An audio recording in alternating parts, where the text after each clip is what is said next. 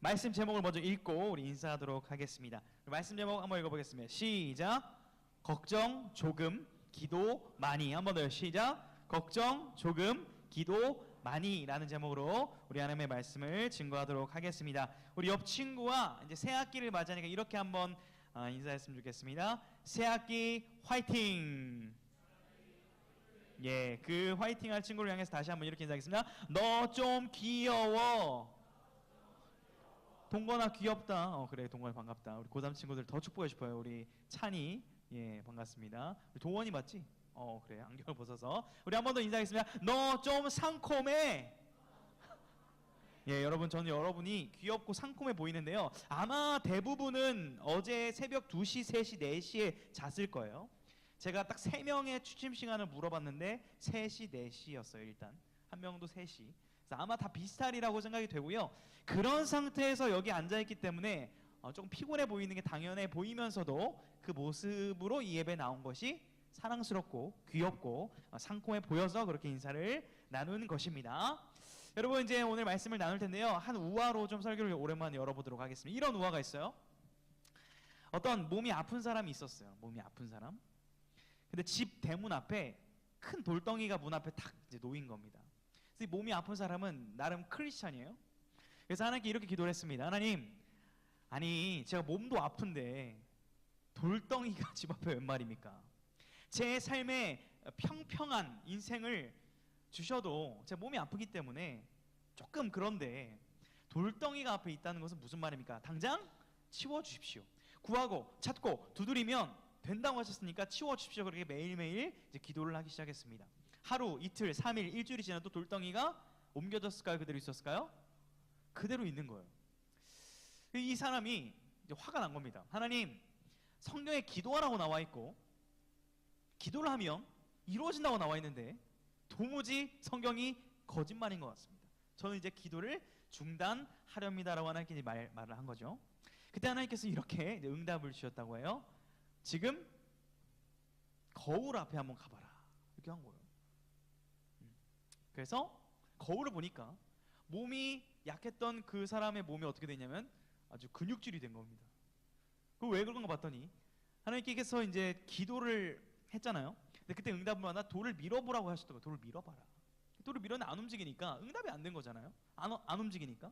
근데 알고 보니까 그렇게 한 달, 두 달, 세 달 지났는데 그 돌을 밀면서 운동했던 그 사람의 몸이 건강해졌고, 추후에 그 돌을 싹 밀어보니까 밀리는 것을 경험했다라는 거예요. 그때 하나님이 이렇게 말씀하셨다고요. 돌을 네가 치웠구나. 무슨 말이에요? 이 우화에서 말하는 게 뭐죠? 그 기도는 한 사람이 표면적으로 문제를 해결해 주기를 기도했지만, 그래서 그것이 해결되지 않지 않으니까 기도가 응답되지 않는다고 원망했지만, 하나님의 큰 그림은 그 기도를 하는 사람이 건강해지기도 하고, 건강해져서 그 돌덩이뿐만 아니라 모든 문제들을 해결할 수 있는 능력을 주시는 것으로 응답하셨다라는 하나의 이야기입니다. 오늘 이 이야기를 나눈 이유는요, 우리가 오늘 본문을 통해서 여러분들이 이제 핵심, 오늘 기도에 대해 배울 건데, 기도가 어떠한 능력이 있는지, 그리고 우리가 기대한 기도의 어떤 응답과 하나님께서 우리에게 허락하시는 더 좋은 기도의 응답이 조금은 다를 수 있다는 점을 인정하면서 우리가 일상생활 가운데 기도의 응답의 능력을 경험할 수 있기를 주님의 이름으로 축복합니다. 자, 오늘 말씀을 이제 본격적으로 살펴볼 텐데, 여러분, 목사님은 여러분에게 밥을 이렇게 사주는 걸 좋아하고 또 여러분과 밥을 많이 먹기를 원합니다. 자, 그런데 궁극적으로 제가 원하는 거는, 맛있게 이제 제가 요리를 해줘가지고 여러분에게 먹이는 것도 제가 이제 원하지만, 여러분들이 결국 고등학교, 대학교에 가서 여러분들이 요리를 해먹고 직접 요리를 할 수 있는 능력을 배양해서 여러분들이 생존할 수 있도록 돕는 것이 저는 더 원하는 방향성입니다. 무슨 말이냐면, 이 말씀 시간을 통해서 제가 말씀을 잘 연구해서 여러분에게 한 가지라도 먹이도록 노력도 해야 되지만, 때로는 여러분들이 말씀을 보고 이게 무슨 의미인지 알 수 있도록 도와줘서, 좀 어려울 수는 있지만 도와줘서 결국 여러분들이 이 교회 문 밖을 나섰을 때 혼자 말씀을 읽어도 하나님의 뜻이 무엇인지 알 수 있도록 도와주는 것이 설교자의 역할입니다. 동의가 되십니까? 자, 그런 의미에서 오늘 조금 본문을 초반에 살펴보고, 딱딱하지만 여러분 성경을 펴놓고 본문의 내용들을 좀 살펴본 다음에 핵심적으로 우리가 붙잡아야 될 내용들을 다시 한번 정리를 해보도록 하겠습니다. 자, 오늘 본문 2절을 보시면 여인의 이름이 등장을 하는데 누가 등장을 하죠? 유오디아와 순두개. 이름이 이제 유오디아와 순두개입니다. 한국 성을 붙여보면 김순두개, 뭐 박유오디아 씨, 뭐 이렇게 해볼 수 있을까요? 이름이 아무튼 우리에게 낯설죠. 이런 사람들이 있었는데 이 두 사람은 어떤 사람일까? 확실한 건 핵심적인 교회 리더들입니다.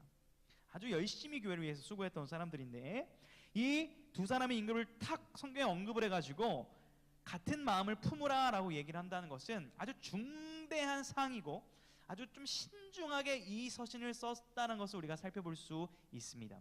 어떤 문제가 있었을까? 뭐 여러 가지 추측을 해볼 수 있지만 정확한 건 우리가 성경에 기록되어 있지 않았기 때문에 알 수는 없지만 교회가 분열되는 일이 있었다는 거예요. 교회가 분열되는 일. 교회가 마음을 하나로 모으지 못하는 일이 있었다는 겁니다. 자, 예를 들어서 이제 목사님을 예로 들어야겠죠. 목사님이 이제 뭔가 이렇게 우리가 이걸 해봅시다라고 했을 때 그것에 찬성을 해줄 수도 있고 목사님 근데 그거는 좀 다음에 합시다 이렇게 반대를 할 수도 있겠죠. 뭐 그런 의견이 있을 수 있습니다. 그런데 목사님의 어떤 의견에 완전 막 정면으로 반대를 해가지고 막 이건 진짜 아닙니다. 이러한 의견이 아직까지는 없는 것 같아서 감사한데 있을 수도 있죠. 교회 내에. 그런 일이 있게 되면 교회가 어떻게 될까요? 조금 이제 불편해지고 갈등과 어려움들을 겪게 될 것입니다. 즉 교회 안에 빌립보 교회 안에 그러한 문제가 있었다라는 거예요. 교회가 하나 되지 못하는 것은 본질적인 문제이기 때문에 사도 바울은 2절에서 이것을 심도 있게 다룹니다. 그러나 이것을 그들을 비판하려고 쓴 것은 아닙니다. 그들이 교회를 위해서 수고하고 헌신하는 자들이기 때문에 존귀한 자들이기 때문에 그들의 영향력이 크기 때문에 그들이 하나 되는 것이 교회의 아주 중요한 문제이기 때문에 그들의 수고를 인정해주면서 그럼에도 주 안에서 굳게 서야 하고 하나 되어야 될 것을 가르쳐주고 있습니다. 여러분 이것을 통해서 우리가 알 수 있는 것은요, 우리가 이렇게 좀 편하게 신앙생활하는 거, 여러분들이 예배를 좀 이렇게 편안하게 드릴 수 있는 것은 분명한 누군가의 수고와 희생과 헌신 때문이라는 것을 기억을 해야 됩니다. 자, 놀랍게도 빌립보서를 보면 여인들의 이름이 기록되어 있죠. 우리 한국교회 초기 문서들을 좀 보면 여성들의 아주 큰 공로가 있습니다. 새벽 기도의 시작이라든지 수많은 교회가 세워진 일에 여성들이 참 많은 수고와 헌신을 하고 있는 것을 알 수 있어요. 지금 우리 뒤에 방송실에도 여성 사역자가 섬기고 있지 않습니까? 남자와 여자 하나를 이루어가지고 교회에 몸된 교회를 섬기는데 수고를 하는 그 노고를 인정해 주는 거예요. 여러분 그런데 이 당시에 이것은 파격적인 겁니다. 이 당시에는 여성에 대한 인권이 굉장히 거의 없다시피 했죠. 2000년 전이기 때문에.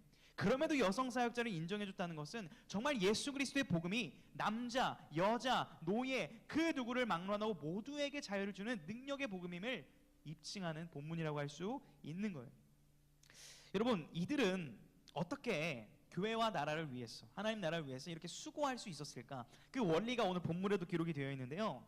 정말 주님을 위해 살 수 있는 그 대전제가 4절과 5절에 있어요. 한번 눈으로 보세요. 오늘 보면 4절과 5절 보면 이런 명제가 있죠. 주 안에서 항상 기뻐하라. 주 안에서 항상 기뻐하라. 주 안에서 기뻐하라. 그래야 이렇게 살아갈 수 있다. 이렇게 얘기를 하는 거예요. 여러분 주 안에서 기뻐하라는 말은요, 우리가 항상 기쁨이 있지 않을 수도 있음을 전제하는 내용이죠. 기쁨이 없을 수도 있기 때문에 기뻐하라고 하는 겁니다. 그런데 다시 한번 말하노니 기뻐하라 얘기예요.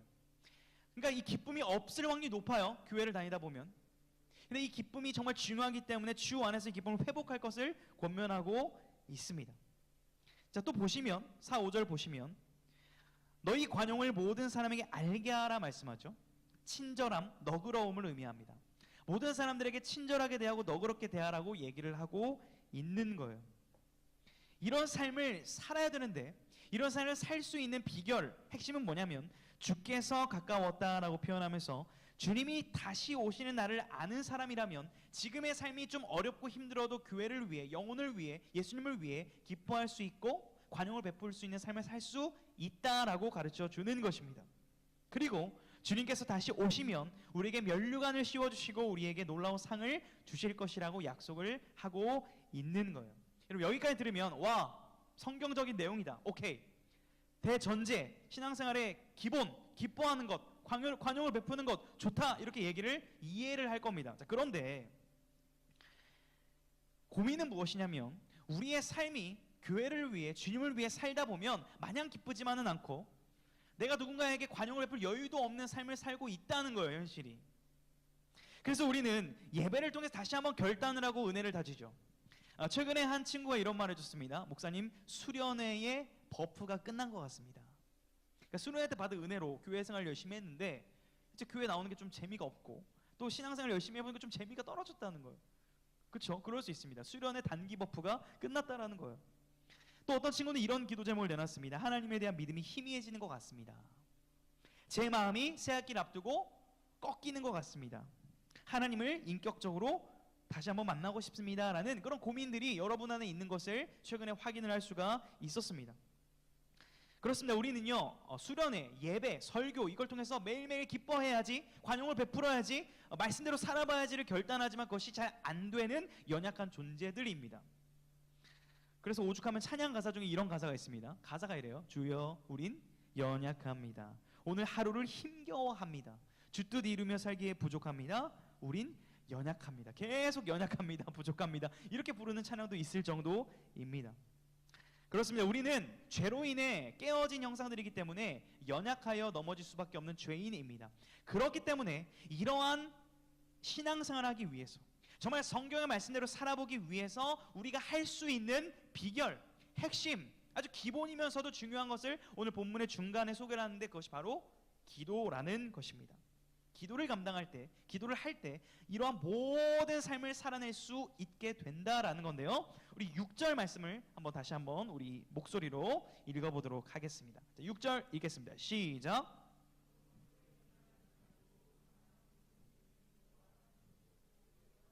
감사함으로 하나님께 아뢰라.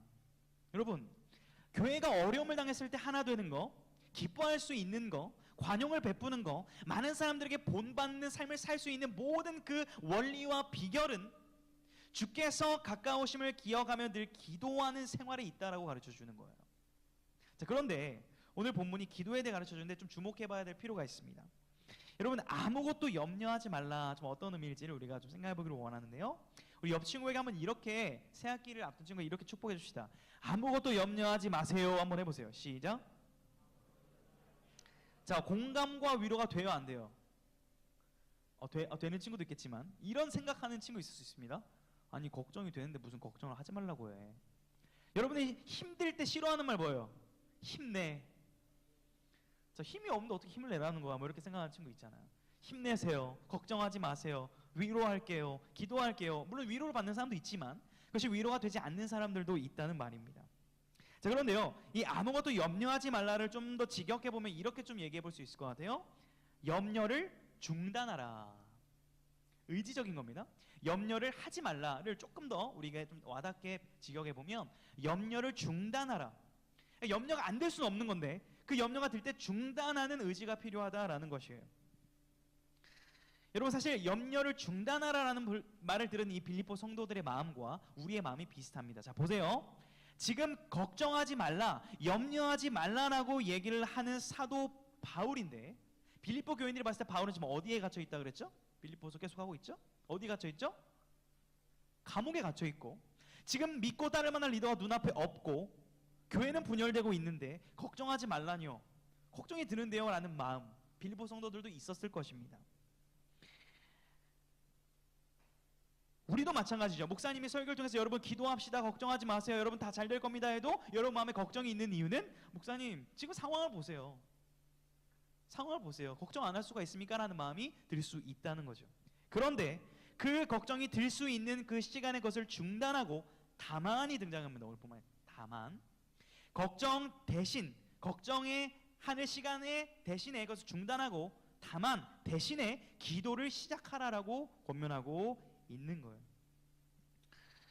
새롭게 그 걱정의 마음을 내주지 말고 그것을 기도로 채우라고 말씀하고 있는 것입니다. 여러분, 기도가 뭐죠? 기도 앞을 보십시오. 핸드폰을 하지 마시고 졸지 마시고 앞을 보시고, 기도가 뭡니까?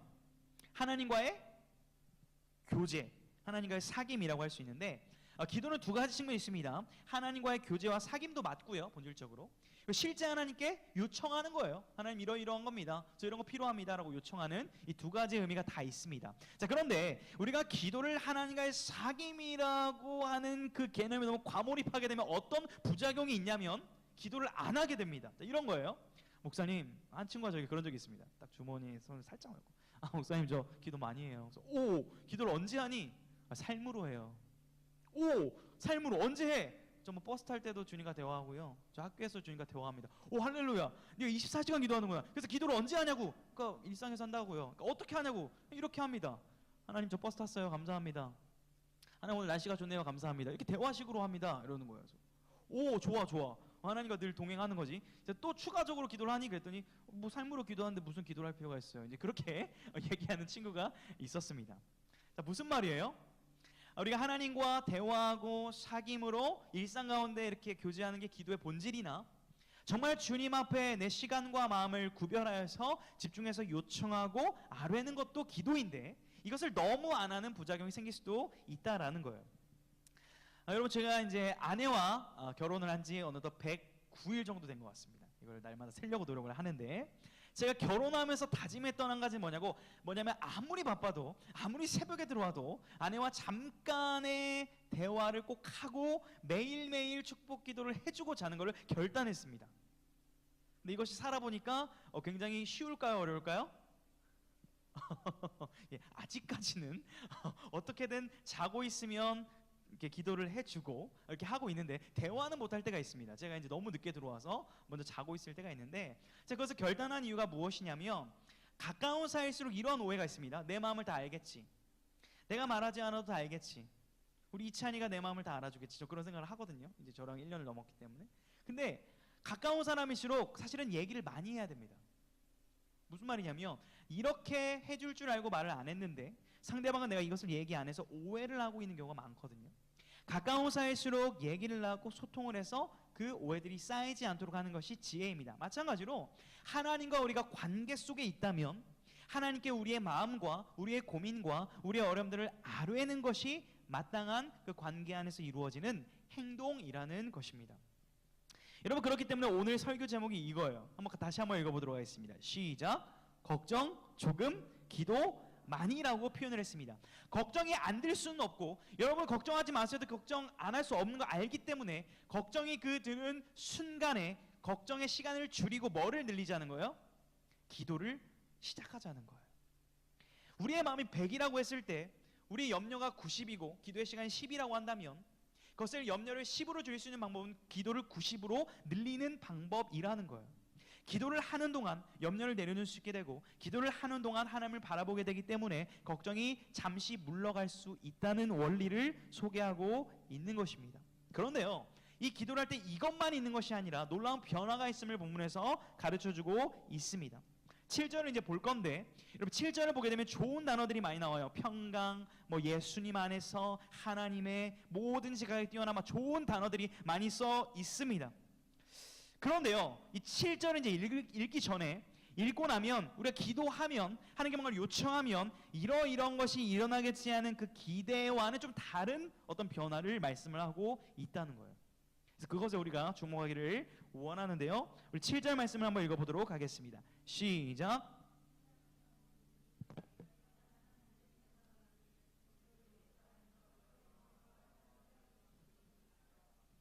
아멘. 제가 한번 더 읽어볼게요. 눈으로 보세요. 그리하면, 기도를 하면, 걱정을 중단하고 그 시간에 기도를 시작을 하면 모든 지각에 뛰어난 하나님의 평강이, 샬롬입니다, 그리스도 예수 안에서, 예수님 안에 있는 그 샬롬이 우리의 마음과 생각을 지키신다라고 약속하고 기도를 할 때 오는 변화를 소개하고 있습니다. 무슨 말이냐면, 쉽게 좀 더 풀어보면, 걱정과 염려는 부정적 이미지인데 기도를 시작을 하면 그 부정적인 내 마음이 감사와 평강과 기쁨의 긍정적인 것으로 변화가 되어지는 놀라운 역사가 실제 있다는 거예요. 기도를 할 때. 이것이 별거 아니라고 여러분 생각할 수 있는데, 이게 어마어마한 능력임을 여러분이 좀 알기를 원합니다. 목사님이 여러분 딱 나이대였던 것 같아요. 고3, 고2, 고1. 그때 저는 굉장히 부정적인 사람이었고 굉장히 비판적인 사람이었습니다. 지금 조는 친구들은 없어서 감사한데요. 예, 앞을 좀 봐주시면 감사하겠습니다. 저는 이제 졸 정도가 아니라 좀 과거를 전 잊었는데 한번 꺼내보면 다리를 꼬고 앉아서 딱 이렇게 앉아서 목사님이 설교를 약속한 시간에 끝내는지를 평가하며 열심히 뭘 적었거든요. 그 목사님은 제가 열심히 설교를 필기하는 줄 알았는데 그 설교의 문제점들을 제가 적고 있었습니다. 고등학교 때. 그래서 여러분이 저 이렇게 앉아 있는 것만 해도 굉장히 좀 사랑스러운데 어쨌든 그랬던 과거가 있어요. 무슨 말을 하고 있냐면 굉장히 부정적인 것으로 가득 찼던 제 고등학교 시절이었습니다. 이런 기도를 했던 것 같아요. 하나님, 저희 집 잘 살게 해주세요. 저희 부모님 돈 많이 벌게 해주세요. 2번, 하나님, 저 지금 학원을 못 다니고 있는데 학원 못 다녀도 공부를 잘하게 해주세요. 하나님, 제가 지금 여자친구가 없는데 여자친구 생기게 해주세요. 하나님, 제가 지금 얼굴에 여드름이 100개가 넘게 나는데 다 없어지게 해주세요. 하나님, 제 키가 지금 157.8인데 187까지 크게 해주세요. 하나님, 제가 좋아하는 여자가 저를 좋아하게 해주세요. 하나님, 목사님이 설교를 짧게 하게 해주세요. 하나님, 우리 교회가 부흥하게 해주세요. 뭐 이런 많은 기도를 했습니다. 근데 하나도 안 이루어지는 거예요. 1년 내내 기도했는데 1년 내내 진짜 열심히 기도했거든요. 새벽마다, 금요 철야마다 안 들어주시는 거예요. 그러니까 어떤 나름의 결론을 이루려면 교회를 이제 조금은 안 나가봐야겠다 라는 결론 직전에 어느 날 방에서 여전히 주님 우리 집은 왜 그렇습니까? 제 키는 왜 안 큽니까? 제 성적은 왜 이렇습니까? 막 한탄을 하고 있는 가운데 갑자기 하나님의 평강이 임한 거예요. 근데 이런 기도로 갑자기 바뀌었어요. 저도 왜 그런지 모르겠는데 주님 감사합니다. 주님 저 못생겨도 괜찮아요. 저 키 작아도 괜찮은 것 같아요. 이런 기도로 변화되는 저를 보면서 놀랐어요. 스스로. 그 이후로 기도가 바뀌게 되었죠. 하나님 더욱 감사하게 해주세요. 하나님 저의 부족함을 통해서 누군가에게 선한 영향을 미치게 해주세요. 하나님 우리 가정을 통해서 예수님의 사랑을 전하게 해주세요. 하나님 부족한 목사님을 통해서 우리 고등부가 부흥하게 해주세요. 이런 기도로 제가 바뀌는 것을 경험하게 되었습니다.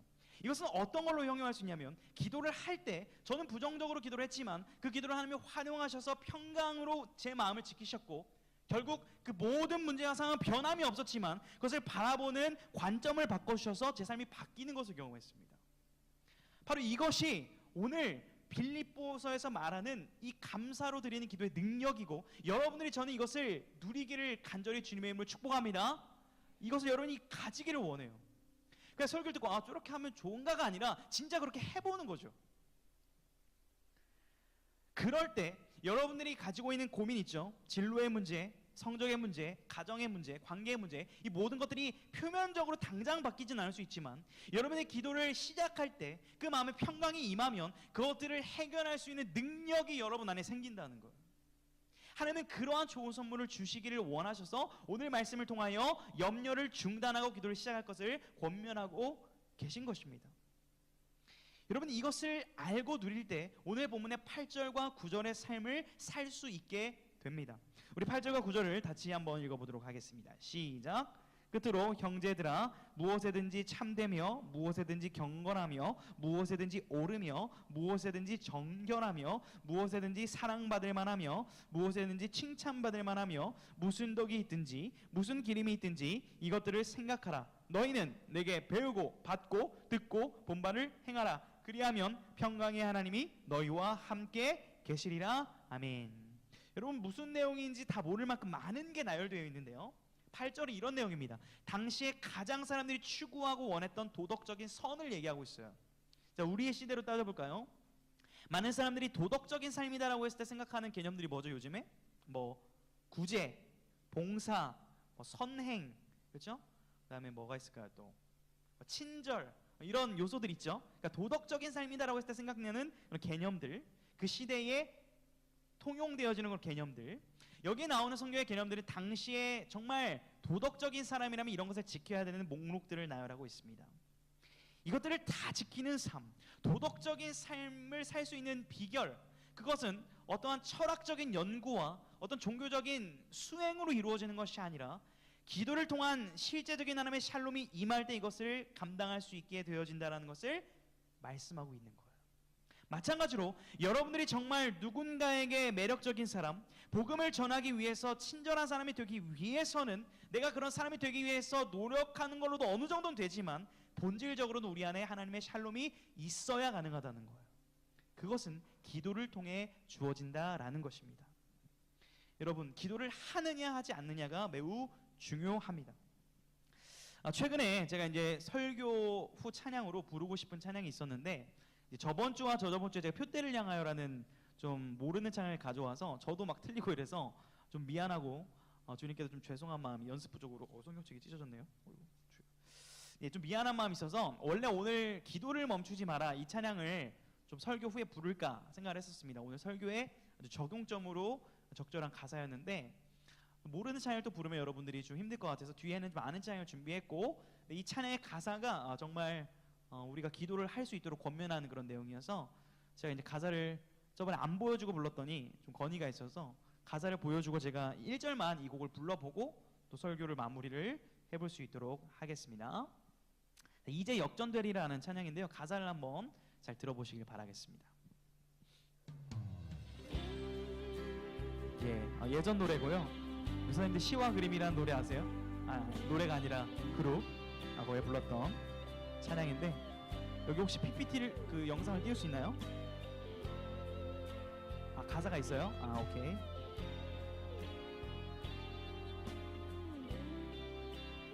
전주가 지금 기네요.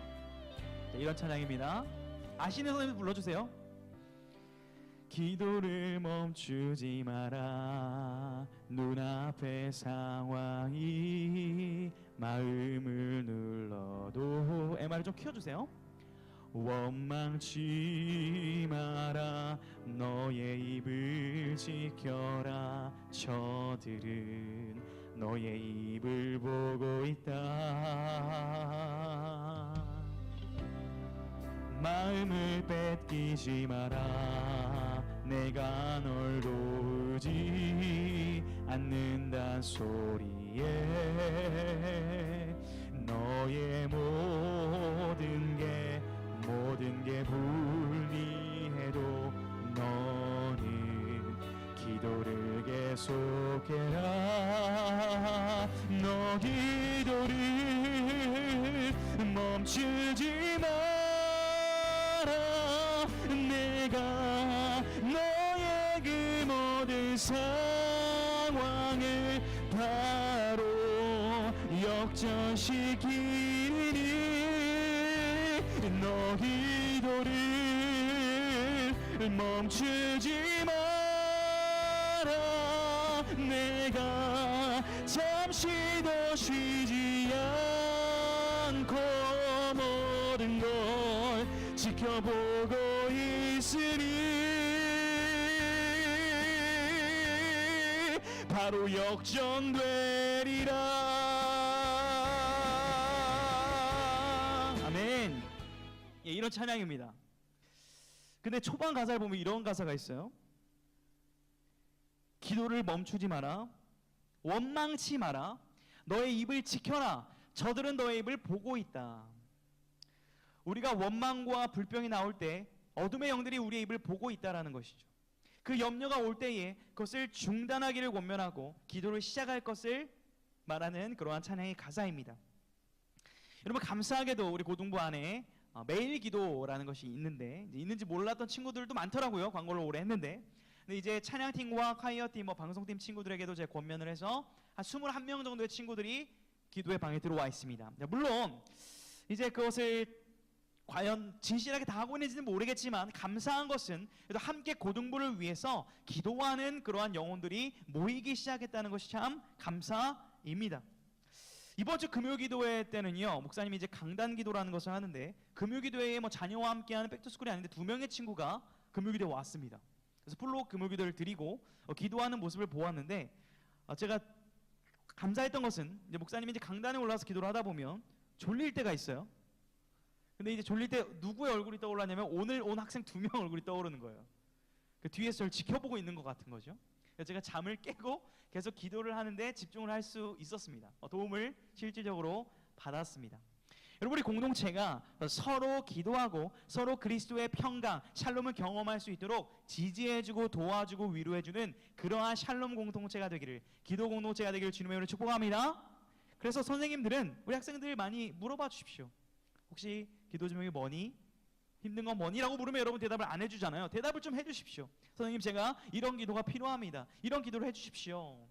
마찬가지로 선생님들도 아이들에게 먼저 선생님이 이러한 사실 고민이 있는데 부족하지만 부끄럽지만 너에게 기도 요청을 해본다. 함께 기도해 주지 않겠니? 라는 그런 기도의 요청과 지지가 우리 공동체 안에 있기를 주님의 이름으로 축복합니다. 그럴 때에 정말 하나님의 샬롬이 우리 개인의 영혼과 우리 공동체 안에 임하여서 우리가 모든 문제들, 모든 어려움들을 기도의 능력으로, 평강의 능력으로 감당해낼 줄 믿으시기를 주님의 이름으로 축복합니다.